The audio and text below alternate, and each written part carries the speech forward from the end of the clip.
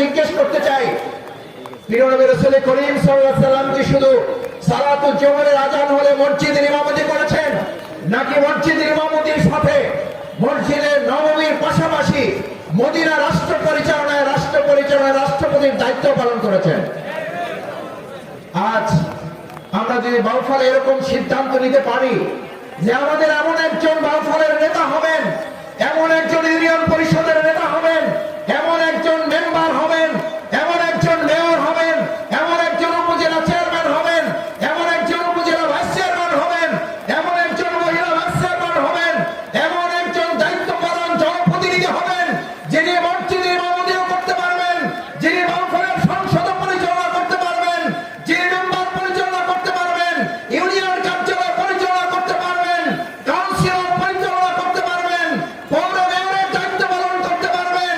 আবার একই সাথে আমরা মৃত্যুবরণ করলে আমাদের সামনে দাঁড়িয়ে জানাজার ইমামতি করতে পারবেন। এরকম দক্ষ যোগ্য নেতাকে আমরা বাউফলে সবাই চাই। সম্মানিত ভাই এবং বন্ধুরা, এরকম নেতৃত্বই আল্লাহ তাআলার নির্দেশ, এবং সেই নির্দেশ পালনে যদি আমরা বাস্তবায়ন করতে পারি তাহলে যে সুন্দর বাউফল আমরা কল্পনা করি, সেই সুন্দর বাউফলের নমুনা আল্লাহ তাআলা কোরআনে এভাবেই উল্লেখ করেন, লাকাদ কানা লাকুম ফি রাসূলিল্লাহি উসওয়াতুন হাসানাহ।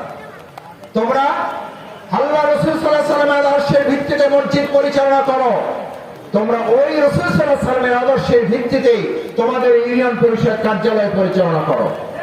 আমি আপনাদের কাছে জানতে চাই, সম্মানিত ভাই এবং বন্ধুগণ, আমার শ্রদ্ধাভাজন পিতৃতুল্য মুরব্বিয়ানে কেরাম, আমার কলিজার টুকরা সন্তান তুল্য তরুণ যুবক ছাত্র ভাইয়েরা, আমার এই ইউনিয়ন পরিষদ কার্যালয় যদি আন্দোলনের ভিত্তিতে পরিচালিত হয় তাহলে কোন নেতা নেত্রী এখানে ইউনিয়ন পরিষদের চেয়ারম্যানের কাছে এসে তার কোন কাজ পাওয়ার জন্য, তার কোন ন্যায্য অধিকার পাওয়ার জন্য এখানে তদবির করতে হবে না, গ্রুপিং হবে না, মারামারি হবে না, চাঁদা দাবি করা যাবে না, কোন অন্যায় অধিকার বাস্তবায়ন এখানে এই কার্যালয় হতে দেওয়া যায় না।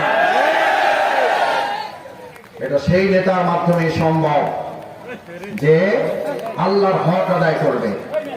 আমার ভাইরা, আমার এই বাউফলের এমন একজন নেতা যদি আপনি দেখেন, যে নেতা সালাতুল জোহরের আযান হওয়ার পরে মসজিদে যেতে পারে না, মসজিদে যাওয়ার সুযোগ পায় না, এরকম নেতা আমাদের বাউফলে ছিল না? ছিল না? এখনো আছে না নাই?